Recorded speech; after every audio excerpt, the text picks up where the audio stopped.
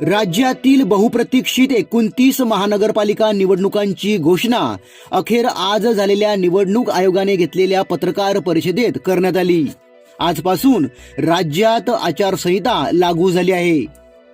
राज्यातील सर्व 29 महानगरपालिका निवडणुकांसाठी दिनांक 15 जानेवारी 2026 रोजी मतदान होणार असून लगेचच म्हणजे 16 जानेवारी रोजी मतमोजणी होणार आहे।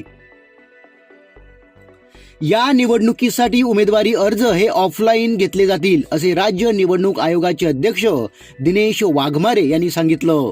उमेदवाराला 6 महिन्यांच्या आत जात वैधता प्रमाणपत्र देणं बंधनकारक करण्यात आलं आहे। आयोगाकडून मुंबईसह राज्यातील महापालिकेची तयारी संदर्भात माहिती दिली। जाती वैधता पडताळणीसाठी राखीव गटाच्या उमेदवारांना जात वैधता आणि जात प्रमाणपत्र सादर करणे आवश्यक असणार आहे। त्यासाठी सदर अर्जाची सत्यप्रत किंवा अन्य पुरावा दिला तरी स्वीकारला जाईल। 6 महिन्याच्या आत सादर करण्याचे हमीपत्र आणि सादर न केल्यास उमेदवाराची निवड रद्द करण्यात येईल। कसा असेल निवडणूक कार्यक्रम ते आता पाहूया।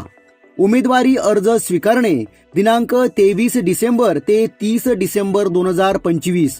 छाननी दिनांक 31 डिसेंबर 2025। उमेदवारी माघार दिनांक 2 जानेवारी 2026।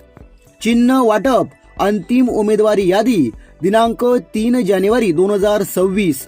मतदान दिनांक 15 जानेवारी 2026 आणि निकाल दिनांक 16 जानेवारी 2026।